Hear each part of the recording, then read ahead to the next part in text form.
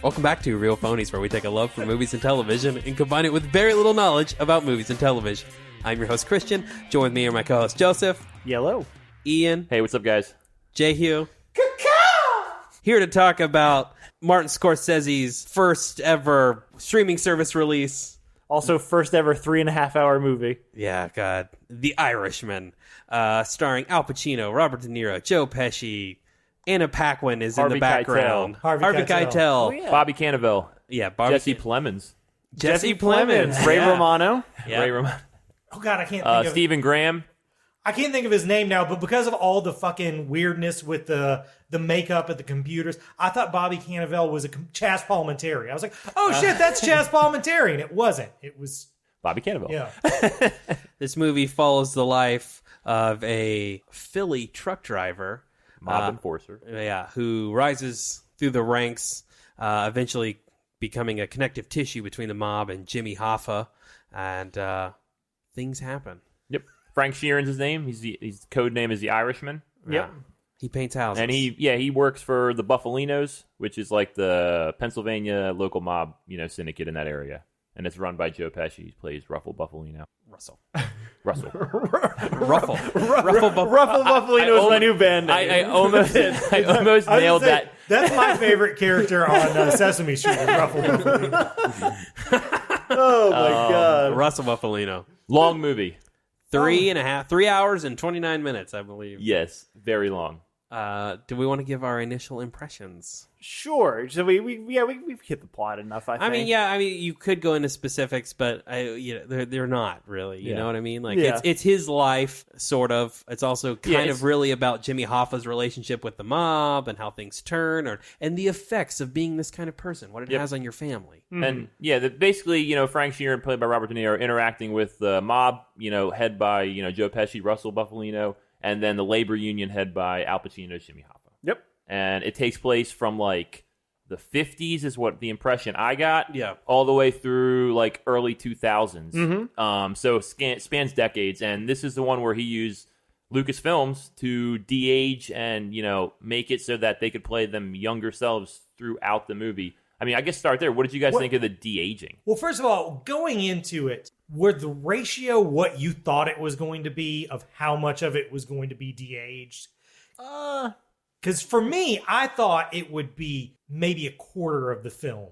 And instead, it's at least half. Yeah. That is de-age makeup. I mean, No, I knew it was going to be because I knew it took place over the such a long aggressive time. de-aging is probably about a quarter of the movie. Yeah. And that was about what I expected, because some of the stuff that I think when they're like, I don't know what the fucking decades are, I'm going to be making shit up, but like there's 4 age groups here. Right. There's the super young one where they use computer generated one. There's the super old one where they're using old prosthetics. There's the mostly old one where they're just what they are. Right. And then there's the one below that where I think it's probably a mixture, because Right. that looked a lot better to me than the like really young one. Yeah. So I think they spent the most time there in the like semi-prosthetic, probably some computer stuff. And I thought it was really good. The really young one, I think, showed at some points. Well, but Ian and I were talking about this yesterday, and I would say there are 2 big areas where I struggle with. One of was when we talked about where Robert De Niro fights a guy. Oh, for The sure. scene, I would have No cut kidding. that scene because that scene took me out of it. And, Yeah. and you don't really need it. You could have shown that off camera, Yeah. him just walking his daughter out that front door to confront the shop owner. Yeah, you knew. Or you could have done it You all. could have cut something out of this movie? Yeah. I don't think so. I think But it's that exactly as scene- long as they needed it. Robert De definitely- Niro was a 70-year-old man there. I definitely Yes. think that scene and the World War II scene, Yep. they both should That was use the exactly body what I double, said. Or just not shown him moving. Yep. Yeah. Because definitely, I remember going into this, they said, oh, Robert De Niro in parts of this is going to look like he did in Godfather 2. In Godfather 2, he was the most handsome human being on earth. Yeah. He was never that in this movie. No. Yeah. And whenever he moved, or just his posture, you could still tell he was an old Yeah. man. That brings up my other one, which is I don't think it looks good on Al Pacino. I think the others are pretty fine, but because Al Pacino is so charismatic and over the top, Yeah. like I don't think More expression. more expression. I don't feel like the de-aging can keep up on No, there were Affleck's definitely face. there were definitely some like motion blurry moments that I noticed. That also first one where he's Yeah. giving the speech in the union, I was like, this looks like shit. Also, I feel like they didn't necessarily de-age him to just look like himself. I feel like they might have That's de-aged true. him and kind of merged him with what Jimmy Hoffa looked like a little bit. Definitely, I think they maybe merged him with Jack Nicholson as Jimmy Hoffa. Yeah. It was definitely, they just bought that wig and put it on Yeah. Pacino's I head. thought it looked good on Pesci. Not as bad, but like I said, De Niro. I would have recast De Niro in those early scenes. I would have just brought in like a Channing Tatum or someone. For Someone that first suggested hour. Leo. And Yeah. that was it. That's the answer to that problem. 100%. Because that's the one. Because Robert De Niro is supposed to be younger than Pacino and Pesci because they're like his surrogate fathers, Right, and it's like him weaving between them. And he never doesn't seems feel like younger. it. It feels Yeah. like a brother, and I feel like a different character in that early hour would have been better. It would have served the movie better. I definitely think Pesci's stuff never looks bad, but he never looks younger. He just looks like a different old guy. Yeah, that's fair. Yep. Yeah, because like in his last scenes, he looks like an absurdly old guy. Yes, that was good.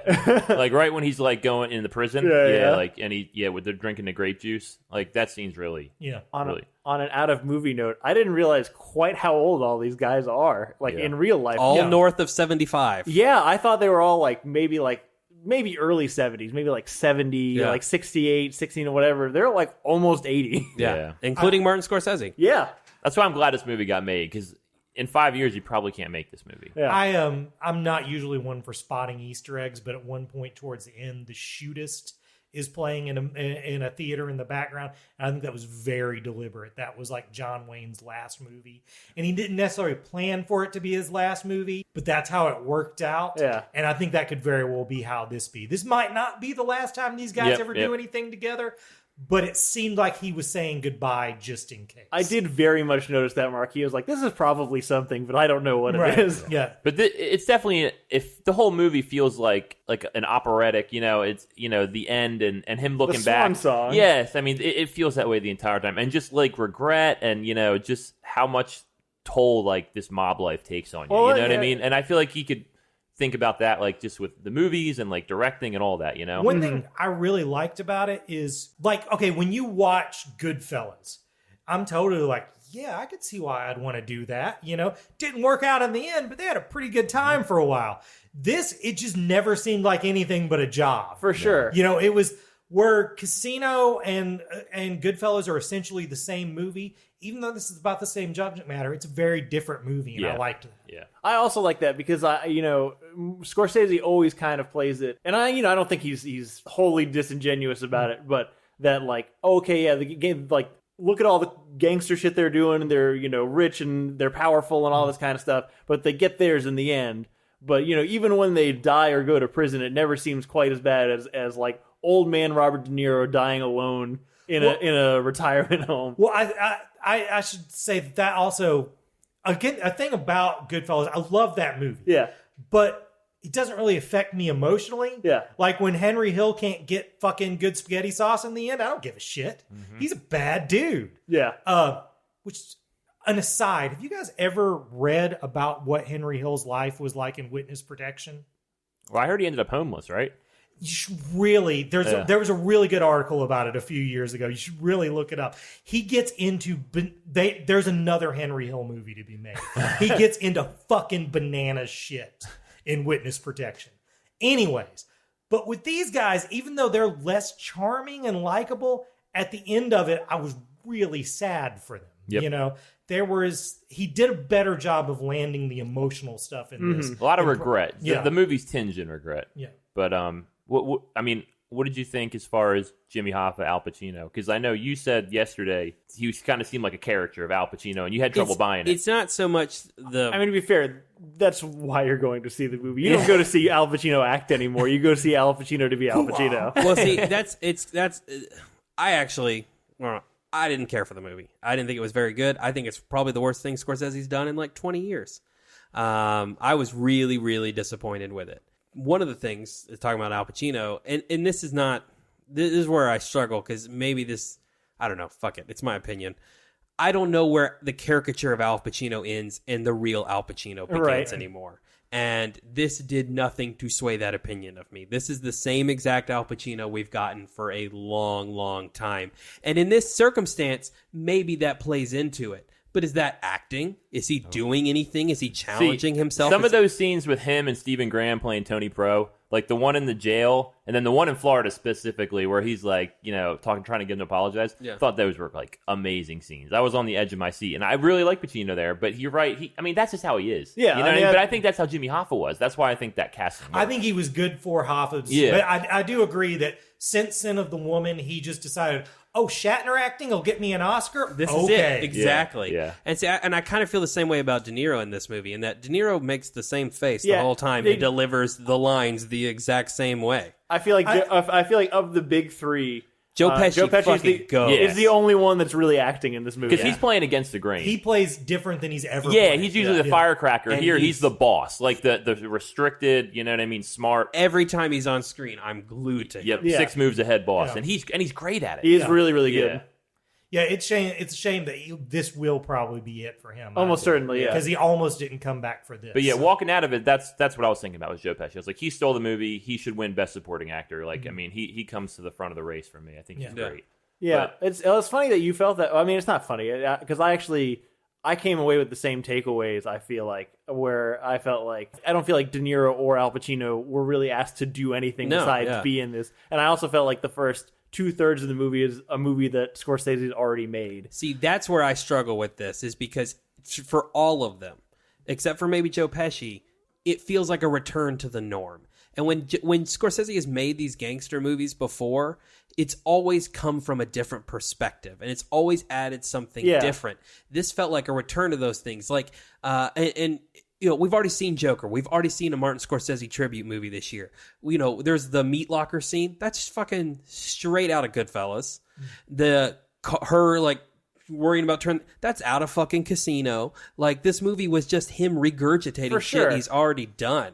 And that's where we talk about the regret and the pain. Like, the vision of this is, I'm going to make the same movie from a geriatric perspective. Right.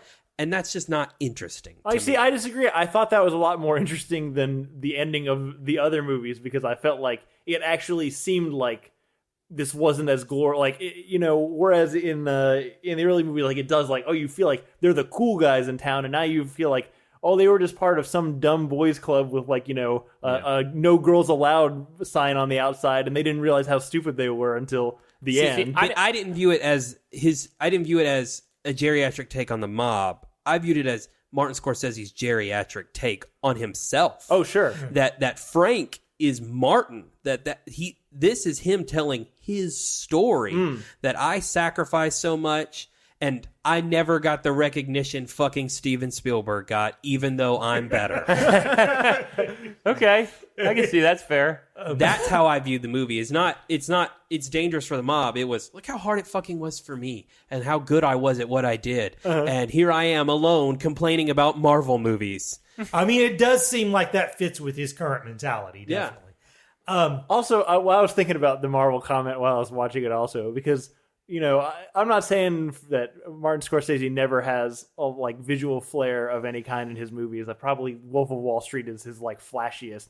But for the most part, like Tarantino, he's a big fan of two guys in a room talking. Yeah, Right. yeah. I don't know, it just seems weird for me for a guy that's so defensive of the art of film. Is like, man, you mostly just use it to stage plays. Yeah, no, for sure. I liked how it interacted with, like, historical events. Like, it felt like real. It kind of anchored it, like, with JFK assassination and how, like, his father, like, I don't know. Did it though? I thought all that was, like, really, really, and I like how it was real people. It was like a too serious Forrest Gump. Forrest Gump does That's exactly that, what but I would it makes say. fun of it. See, I This like is like, that. See, I think he does usually do a lot of, particularly in his mob movies before, in Goodfellas and Casino. Yeah. There's some really flashy stuff. There in is, it. There's you're some right. camera shit and stuff like that. In this, there's not. It's pretty dry, and I don't get me wrong, I don't think that was bad. Again, I like that it was a different movie than those two movies, but yeah. The historical stuff, I liked that. Yeah. Did you guys notice that Joe Pesci made an unflattering comment about a character he had already played? Yes. The guy that he meets in the guy that Robert De Niro has to meet in Florida is a character that Joe Pesci has already played in JFK. I wish I would have watched JFK right before this because it seems like there would have been. I don't know. The scene where my favorite scene in the movie is where he's going to kill Joe Gallo, Crazy Joe, and he's got all the guns on the bed, and he's like eliminating the guns. He's like, "Well, I can't use a silencer. I need to scare people," and he settles on the 38. Like that was a classic Scorsese. See, I didn't like that because that also felt like a retread to me. See, but I thought it in the best way. Like, I love that scene. As soon as the movie started, I was like, "Oh, we're doing the Wolf of Wall Street thing this time." Like it just felt like shit we've seen before. Whereas like Silence, which is a movie nobody fucking saw, doesn't feel like anything Scorsese's ever done. Hugo, you would never know is made by the same guy who made, and they're all great. I would watch 24 hours of this movie before I watched Hugo again. Yeah, that's fair. I'm just saying, it just felt. It is different. I'll give you that. It just felt like it just felt easy. See, but if you're telling me I can get 3 more hours of Goodfellas with these same people, I'm not saying no to that. I don't think. Like, I mean, obviously we didn't. Yeah, like I mean, I was completely into it. You're right. I think some of it is drawn from his old movies, but I love being in that world. This is completely my shit. Like this is so my kind of movie. Did you watch it on the big screen? Yes, beforehand? and that's another thing. Like we watched it differently. Like I went into it with phone off, like with like a coffee, like ready to watch and sit through this thing with like no interruptions, and I fucking loved it. But I knew what I was getting into. You know what I mean? If I would have watched it at home and had my phone and been pausing it to like let the dog out, I don't know if I would have enjoyed it as much. Did you get the different title card? What do you mean by that? Some places have gotten a different title card. Instead of the title card saying The Irishman, it's saying the title is I Paint Houses. Yeah, right? Yeah, that's a book. No, we got a poster. I got one, but wasn't that the title card in the Netflix one? Yes, it says it twice in the Netflix Oh, one as well. Yeah, that's the title card in the Netflix one. Yeah, that's the name of the book it's based on. Right. So, I mean, my question is, this could have been a miniseries. And that's where because the first episode you could break up with him and Joe Pesci, kind of. Them coming up. The second episode because that's when Al Pacino, he's not in the first hour of that movie. He literally, I looked at, I'm looking around, it's like 1 hour later, you know what I mean? So he could have been the second episode, and then you probably could have made it 4 and just tacked on a little bit more. See, I just don't think I think it could have been a movie. I just don't think we needed as much as we got. I think, the crux of the story is guy rises from nothing into a position of power, but between a relationship with the Philadelphia mob and Jimmy Hoffa. There's a conflict between the mob and Jimmy Hoffa that leads to him killing a friend, and then the end of it, which is him, like living the rest of his life with that, and like questioning whether like that was actually like a good decision and worth it. My problem with the living the rest of his life bit, because I felt like the ending is honestly the most useless part of the movie to me, because all the emotion I got out of the bit, I got out of the scene before he calls Joe and Peggy asks him, "Why haven't you done it?" Right. Like that scene gives me the emotion. The rest of the 45 minutes of the movie also gives me. So did I need all that stuff? Because you've already given me that message. Yeah. I disagree, because I really loved the prison scene where they're all like talking about how great it is that they all like followed the code and did what was right, and then they all just die of old age. I will say the prison scenes were my favorite scenes in the movie, just because they were fun, and they're going like you were talking with Joe Pesci in that bit. He's so good. Yeah, he's great. Hey man, also, how fucking bad does Herc from The Wire look? Wait, he gained like 400 pounds. Where the fuck was he? He was Fat Tony. Yeah, he was Tony Pro's. the fat guy. Tony Pro. What? Yeah, Tony Pro's No, not boss. Tony Pro. Tony Pro's boss. Yeah, Tony Pro's boss. Yeah. What? Yeah. Holy shit! I hope some of that was prosthetic. It No, was. I think that's just what he looks like. No way. Not Dominic Lombardo though. That's prosthetic up for sure. Because Yeah. I've seen him in other stuff recently. Okay. The last thing I remember seeing him in was Daredevil, and he Yeah. didn't We should look that up, because if that's him, that dude has completely let himself go. But I want to come back just because we mentioned it. I don't even know the name of the actor who plays Tony Pro in this, but he was a fucking Stephen Graham. Stephen Graham. He is a Yeah. goddamn standout for me in this movie. Yeah. You people, there was a slur. Like that's I also had a problem both with Al Pacino as Jimmy Hoffa, who's not supposed to be Italian, having like these Italian slurs. I'm like, fucking Pacino, you're Pacino. You can't like pretend like you're not Italian. Yeah. You're not Scarlett Johansson Yep. pretending to be a tree. You just can't do this. But I felt like Bobby Cannavale, Stephen Graham, even Ray Romano, they would have so fit into Goodfellas. You know what I mean? Like, they slide into that world. Honestly, so those guys good. could have been the cast of this movie. That's For sure. Ray Romano was pretty fucking great. I've never seen Ray Romano act before. For sure. And I'm thinking like things that I've avoided because he was trying to act. I might try I like Ray. And this is coming from your rant about Yeah, everybody I know. else. coming from someone who considers Ray Romano my arch fucking enemy. Yeah.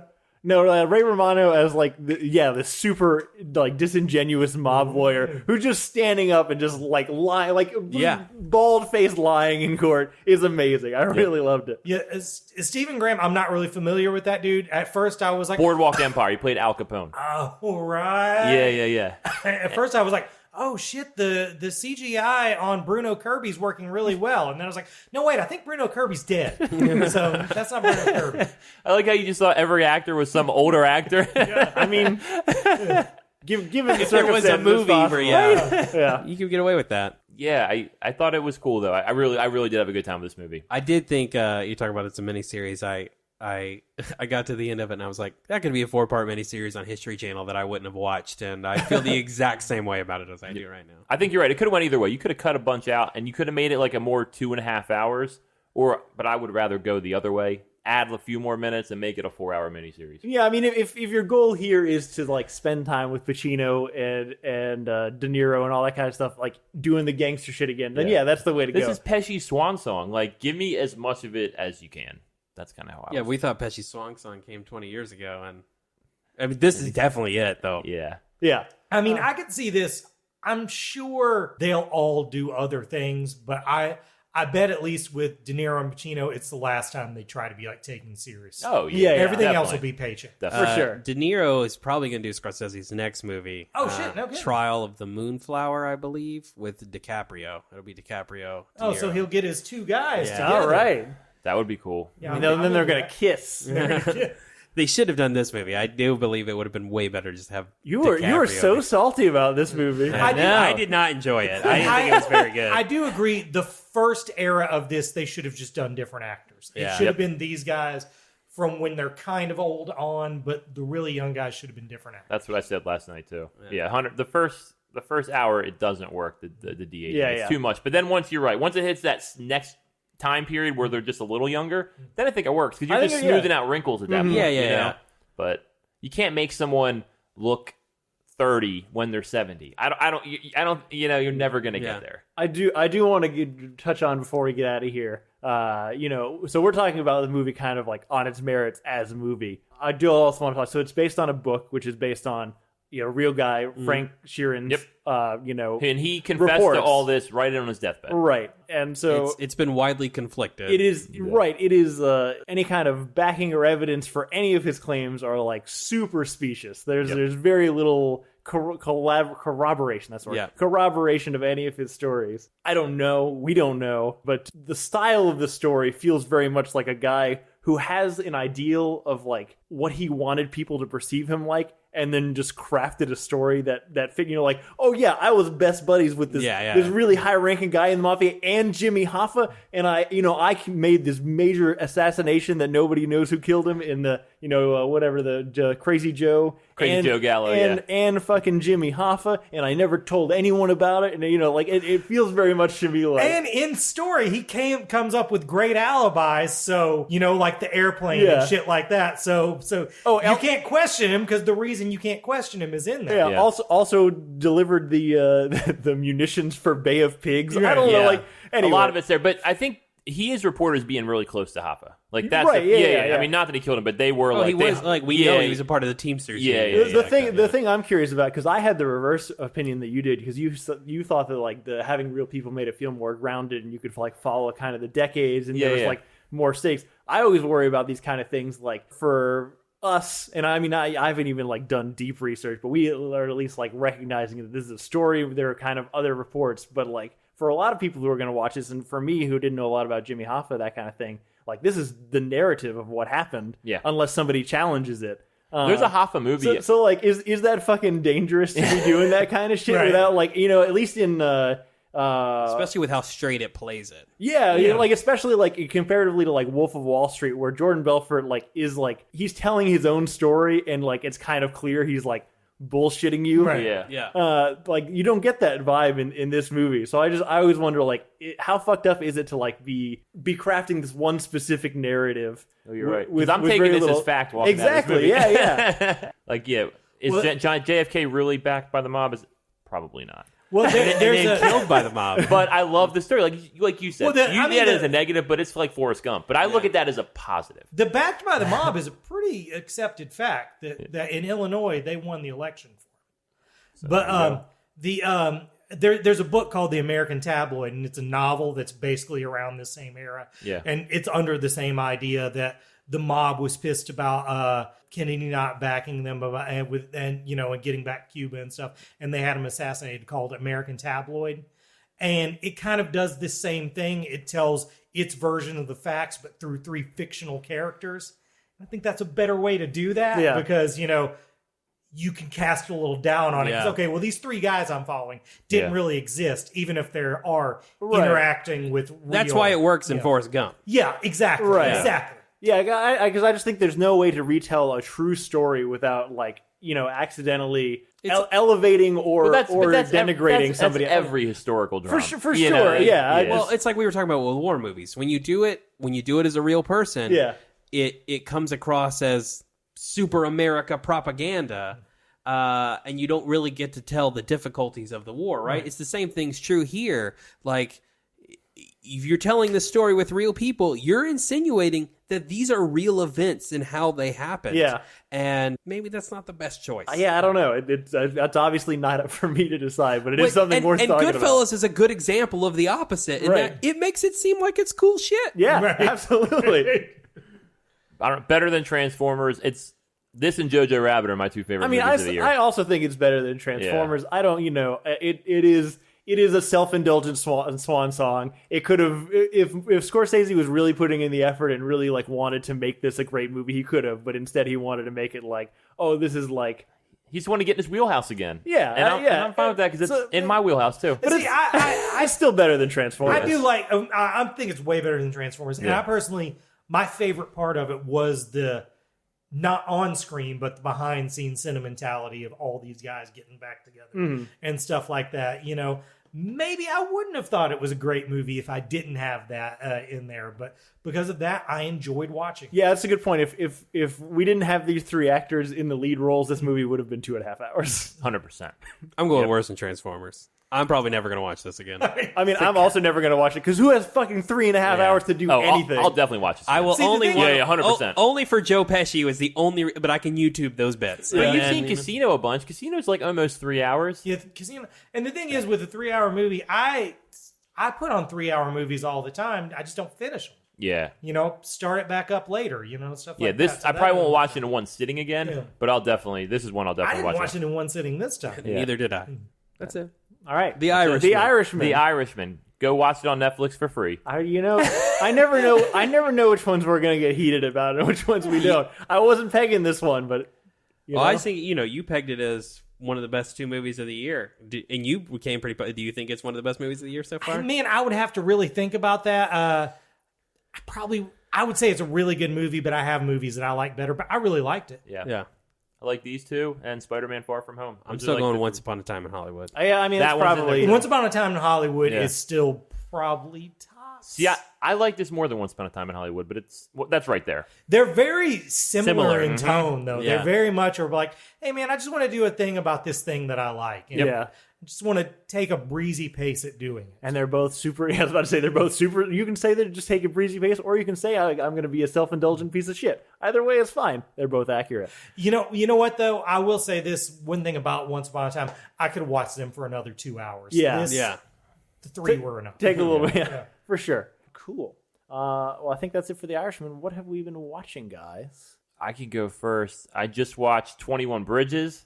We talked about it a little bit on the before we started the podcast. It's Chadwick Boseman, and my take is it's basically the best Die Hard movie that hasn't been made as a Die Hard movie. I'm just so surprised by that because it just did not look interesting. Yeah, from the it's trailer. got Taylor Kitsch is like a mob, like a drug dealer, hitman gone John wrong. Carter himself. Yes, J.K. Simmons is like a dirty police chief, and Chadwick Boseman, Black Panther, is like the John McClane. I don't give a fuck about anyone. Get out of my way. and it's over one night. And the 21 Bridges is reference to it's a manhunt one night, and it's the Manhattan has 21 bridges, so they lock down Manhattan.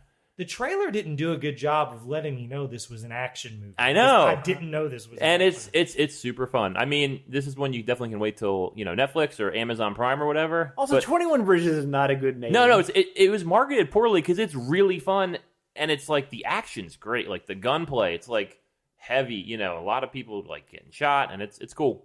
So it's a good tip. Better than Has the Transformers. action movie fallen so far that we will deny that we'll fucking disguise an action movie as a drama? I That's think so. crazy. Yep. What is wrong with America? So I watched that, Frozen 2. Frozen 2, which is worse than Transformers. Fuck you. It is. It is worse than Transformers. I don't give a. I watched. All you did was bitch about it. How It's does worse that, than Transformers. If worse. If It is. Christian said "fuck you," I'd get on And board. my take on that is, I watched Frozen 1 like 2 days before, then I watched Frozen 2. And as soon as I walked out Frozen 2, you know what song I put on? Do You Want to Build a Snowman from Frozen 1. Because I couldn't get it out of my head because none of the Frozen 2 songs got stuck in my head because it sucked. Look, only morons are going to tell you that Frozen 2 is better than Frozen 1, but Frozen 2 is not better than fucking Transformers.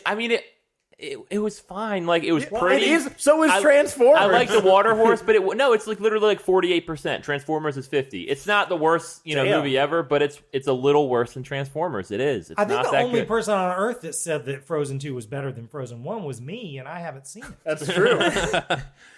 Yeah, I like that Elsa was like living in the forest, and I like that it's now Queen Anna. I like that, but what really annoyed me? And I haven't listened to your podcast, but I don't know if you've said any of this stuff. Is Probably Sven and what's his guy? Kristoff? They had nothing to do that whole movie. Actually, of the millions of things, did you bitch about that? I did. Because literally I may be zoned out on some. Of your all he's bitching. trying to do the entire movie is propose to this girl. So why even put him in at all? I disagree with both of you, but He literally Joseph had, says the I'm going exact to go ahead and say I disagree. See, too, here's having the not thing. seen he it. literally had nothing Here's to the do. thing, and I made that whole point semi-facetiously last week, and Regina has called me out on, as well as many other things on our Facebook comments. But, I generally agree that as far as like if the roles were reversed, that would be a bad message for young women at this point in time. For young men, it's probably not a bad idea to see a dude on screen like explore his feelings. It's probably not a bad message, especially since there are plenty of other places to do other. But at the same time, give him something, like any tiny minor motivation, like, oh, the Enchanted Forest, where is, I don't know, Sven came from. Yeah, give him something. Like literally anything beside, like, He's doing nothing that entire movie. Nothing. I think that's okay. I don't think he I could have don't went think with he Anna has and just to. helped Anna. The movie is about Elsa and Anna. Yeah. He's never a main character. And he's not really a main character in the first one. It would be even less which if they didn't do the stupid Hans bit at the end of the first one. He would basically be the exact same thing that he is in this one. And I don't feel like that's a problem. He's a supporting character. He fucking supports. I mean, that's okay. He doesn't really support his movie, though. Disagree, but that's fine. As soon as... Fuck it. We'll talk about I it one more later. thing, and then I'm done with Frozen 2, is Olaf. The weakest part of Frozen 1, but the strongest part of Frozen 2. Yeah. He does a recap of Frozen 1 to, like, the new people they meet in the forest, and it's the funniest part of the movie. Hilarious. Yeah. So, like I said, it's not the worst movie ever, but it's a little worse. It's worse than Transformers. Fuck. And I watched Midway. Oh, shit. And Knives Out. Hold on. So Midway, I'm going to go quick. Patrick Wilson is pretty good in it. It's like literally Pearl Harbor 2. That's what that movie is. A lot of things blowing up, but go America, Ruha. It's got Jack Houston, who he tried to be a thing a while ago. He was in Boardwalk Empire, like the half-faced man. But it's generic action. You can skip it. And then Knives Out's the Rian Johnson, who I famously hate. He ruined Star Wars. Last Jedi, the worst movie ever. Knives Out's really good. It's Daniel Craig doing a southern accent as like this smarter than everyone sleuth, and it's got a great cast: Don Johnson, Jamie Lee Curtis, Chris Evans. There's a ton of people in this movie. Toni Collette, Lakeith Stanfield, and it's really, really good. It's witty, it's well written, and I looked. He did write it, so it makes me like him a little more. I would like a part 2 of this, like literally, like because it's kind of based on the Murder on the Orient Express. What's that Agatha Christie. Yeah, and but there's a sleuth, and he does one on the Amazon, Peru, or and Kenneth Branagh, yeah. he plays him. But anyway, you could do this, but it's just a southern version of that, And Daniel Craig is so likable, and you could do like another, bunch with him because it's really, you won't know what's going on until the very end. And usually I can see things coming, but I was genuinely surprised. And Chris Evans is great playing like a just scummy grandchild who just wants his inheritance. So like loving he's not Captain America. It's really good. He's a good actor. I also watched this movie and I fucking loved it. Oh, you watched it too? Yeah, this one might be one of my favorite movies of the year. Yeah. Actually, as soon as it's over, I said to Sarah, it's like, because Sarah had like a couple weeks before that been giving me a hard time. It's like, you just like everything you watch. Which is true. I like liking things. It's a thing about me. I'd rather see a thing and enjoy it than not. You like that shitty Terminator movie. You do like everything. I did.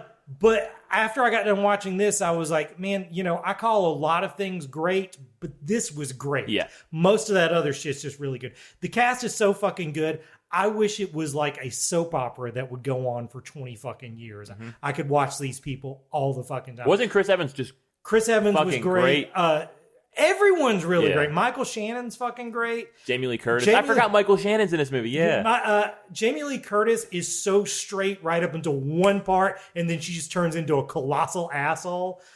Christopher Plummer's fucking great. I like the girl nurse. who's the lead, basically. Who I don't know. But yeah, I would totally watch a series of movies about the Daniel Craig sleuth thing. I don't want to say a goddamn thing about the plot because it's a really good plot, except to just say there's a point about, I'd say a third of the way in the movie where you get a thing where it's like, oh shit, well this is done. And then instead, that's just when the ball starts rolling. Yep. That's exactly my experience. Yeah. I'm like, is this a really short movie? Because I Right. felt like it was wrapping up like a third of the way in, Yeah. and then it just goes crazy. And you talked about not seeing Jimmy Hoffa for a long time in this. You don't see Chris Evans like in the present for a long time in this, and it's fucking worth the wait. Yep. Really good. And Christopher Plummer is great. Way He better needs to than be in more Transformers. things. His Yeah. health probably But- has something to do with that. Yeah, it's really good. Better than Black Panther. That's my new. Ooh, that's a shit. 1%er kind of movie. Yeah, I fucking loved this. You guys would both like it. Sarah excited about It's totally your shit. Both of Yeah. you would love it. Yeah, Jake, you wanna- I highly recommend watching. And that's all I've seen. You want to keep going since you started? Yeah, since I busted in there. I also am up to date on The Watchmen, and I also will not talk much about the plot of it because the last night's shit was bananas. Oh, damn, I haven't watched it yet. This is the only thing I'm going to say about it. The fucking big blue dildo. Do you remember the big blue dildo? I do. That was such a silly joke. Yeah. It's a major fucking clue. Fantastic. And it is so fucking ridiculous. I've decided that this show is making fun of me, and I'm on fucking board with it. Sure. Because it doesn't have good things to say about superhero shit, and I'm fucking fine with it. I loved it. I know what it is. Did you see it coming? Yeah, I read about it too. I saw it coming when there was one plot point they said about halfway through the episode, and I was like, oh shit. But I didn't really see the scope of it, and I didn't put together the dildo thing till afterwards. The dildo thing is maybe the most fun thing about the entire show. Yeah, I'm gonna watch it all when it all comes out. I'm gonna watch it at once. I highly recommend it. It's probably the Was that the season finale, or is there one more? no. There's 2 more episodes Two more, after okay. this. It's maybe the best thing going on TV right now. I fucking love it. I mean, Rick and Morty are also going on, but I hard haven't to say. caught that either. I'm trying to think if I watched or did anything else. I feel like that's enough. Well, I feel like someone else will bring up The Mandalorian, right? Yeah, I mean, you could bring it up now. Okay, It's fine. We all watched it. did- I'm sure. I haven't seen it, but I don't care. You can spoil it. They do the 7 Samurais with just 2 samurais, basically. Yeah. Yeah. And Gina Carano's in it, and I like her a lot. So, She's pretty good in this. yeah, she like acts in it and stuff. I told him though it felt a little cheaper than the other ones. Like especially Gina Carano and the Mandalorian. It was a lot of like generic ABC TV fighting. I thought like close-ups of like punches and stuff. Whereas like the first episode with IG-88 or whatever, that felt like a movie. Here is the only thing that I never went back and watched it. Does she say she was on Endor? Shortly after Endor. Yeah. Okay, I was about to say, Line. because when she said that it's like, there's nothing that you have here that can take care of these ATSTs, I was like, man, you were just on the planet where they took them out with fucking logs. Yeah. I didn't like that bit because I thought if anything has success against it, it's small forest tribes. Like that's what we know succeeds against ATSTs. That being said, they make the ATST really fucking intimidating. It's vile looking. It is. And Baby Yoda's super cute still. Baby Yoda is super cute. I would say of all the episodes, this one is, I would say it's my least favorite, but that's not like a bad thing. Like it just felt like the smallest story. It seemed the less connected to the Correct. rest It of felt the thing. like you said, it felt a little filler, Yeah. but good filler. The first 3 episodes feel like one thing. Like it's one story beginning to end, and this is really the beginning of, the first 3 episodes are him discovering this thing and then him figuring out, how do I keep this thing? Yeah. And that kind of ends, and so this is the start of what does that look like? It feels like And- kind of like Clone Wars that I've seen. Like a couple of them are like, in a series, are sequels. And then you have a random one, and then you may have some more sequels. You know what I mean? Like kind of like a live action Clone Wars from what I've seen so far. Yeah. Yeah, I would agree with that. Yeah. I really enjoy that show. We only have a few weeks left, and How many are there? There's 4 more. There's 8 total. Yeah, like once that and I'm gonna Watchmen's drop- over, I don't know what I'm going to do with my life. Yeah, Are you keeping Disney Plus after it gets out? yeah, because I like a lot of the shit on Disney Plus. See, I may drop it and come back when the you next have Marvel kids, show. so it I also know. makes more sense. I was Free actually for a year? Oh yeah, you're right. I've got it free for a I think year. people will drop it though. I don't know what's going to see. keep 'em. I would say if You're not- right though. I can't. You're right. One of the things I wanted to talk about that I have been watching is if you're not watching the other Disney Plus original programming, you are missing out because there is really good shit on there. One of the shows that I've really, really enjoyed, again, Regina has thrown some stuff out on our Facebook page. They have some really great documentaries on there. And one of the things they've done a really good job is they do documentaries about Disney shit. And they don't make Disney out to be the super company that you would think it does. Like, there's one about Snow White that's really, not Snow White. Yeah. The Snow White and the Seven Dwarfs and how that, saved that company. There's this TV show that started out as a 2-hour documentary and then they have like 9 hours of footage. So they turned it into a miniseries called The Imagineering Story, which is all about Disney parks. And it's very, very good about how, like, for example, when Disneyland opened, they were like 20 times over budget. They had to choose between toilets or water fountains. And Easy choice. well, it's funny. He chose toilets, and because there were no water fountains, they just pumped Coke. And so they got a huge backlash because people are like, "Oh, so this whole thing just exists just to sell Coca-Cola." And so it does a really, really good job of showing you the positives and the negatives. I've really enjoyed it. The other thing that's really, The World According to Jeff Goldblum is great. Encore is great. I've really enjoyed all of the original programming. I've watched everything. I've watched all the shows when they come out weekly on Friday, except for High School Musical because I just don't give a shit. So what's the Jeff Goldblum show or the Encore show? What would you say is better if I was going to pick one to try? I prefer the Encore show, but I would recommend the Jeff Goldblum show because it's only 30 minutes. You sit down, it's quick and over, and it's super entertaining. Sarah started watching it and she liked it. So Yeah. I haven't started watching it yet. Nice. I don't know if I watched anything else this week besides those things. Kept with Clone Wars, watched Critical Role shit. That's it. Me and the wife finished Full Metal Alchemist Brotherhood finally, and it's really great. Actually, the second time around, there's just a lot of lore shit that happens at the end that the first time around felt jarring to me. It's I don't feel like I fully get what's going on. I get when the good guys are winning and when the bad guys are winning, but I don't really necessarily understand the in-universe mechanics of what's happening. But I felt like I grasped it a lot more the second time around. But it's a great show start to finish. It's one of the best shows start to finish. And then the wife and I just started watching the new season of The Dragon Prince, which is a show. It's made by the same people who made Avatar: The Last Airbender. Season 3 now? Yeah, it's the seasons are so short. Which really bums me out. But yeah, it's little 9 episode seasons that come out every 9 months. But it's good. I like it. It's super, super fantasy. Dragons, elves. Yeah, all that kind of shit.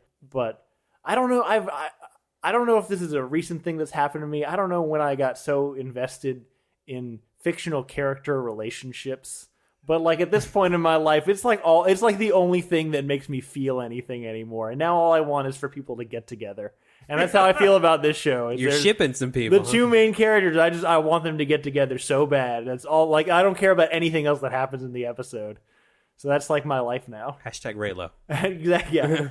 But that's it for me. Also, just general Critical Role, which is going on all the time. I did want to say on The Mandalorian, did we pick up the big reference, which is that he is not a Mandalorian? Right. Yep. Right. That he is just look, why is that a thing? Right. Because it's true for Boba. Yeah, are there any real Mandalorians? Even Satine, Right. not an actual Mandalorian. Yeah, why do they do that? That's weird, yeah, right? it keeps being a thing. Also, why is the fucking helmet thing a thing? We've seen real Mandalorians before. That's never been a thing. Yeah, I don't know. Maybe that's something that they just did to him when they were hazing him. Wouldn't that be great Yeah. if they found out it was just a gag they were That would be awesome. I do think that maybe it's something in response to the Empire. Right. That maybe it's like a way for them A to be protection like, thing? this is, well, not just that, but for you to be like, this is who I am. But I don't know. That One was, other thing I want to say about The Mandalorian, it's the only show on TV that I enjoy watching the credits. yeah, the credits are fun. Yeah, the concept art is Concept so cool. art is so Yeah, fun. And that theme song is so good. Yeah, the music's really good. That's Is that it? Yep. All right, cool. Next week, do we want to do our winter movie preview? We're actually like 2 weeks late on it. Yeah, we should. Yeah. Let's do it. So we can front load like the next 2 weeks of December, and then whatever bullshit comes out after that. Yeah, December just started. We're on time. I know, One we're week fine. late. Yeah. So yeah, join us next week for that. We'll go through the movies coming out in December, January, and February. Tell you what's coming out, what they're about, and whether they're worth watching. Spoiler: not a lot of them will be worth watching. Not a lot of them past the new year will be worth watching. So cool. That's what's coming next week. In the meantime, thank you guys for listening. Please like and subscribe, and tell your friends about the podcast. If you want to get in touch with us and tell us what you thought about The Irishman and how many times you had to pause it, you can email us at realphonies@gmail.com. You can also follow us on Facebook and Twitter at realphonies and on Instagram at real_phonies. Thanks to Zach Evans for art and Brian Velasquez for our theme. We'll see you guys next week. Later.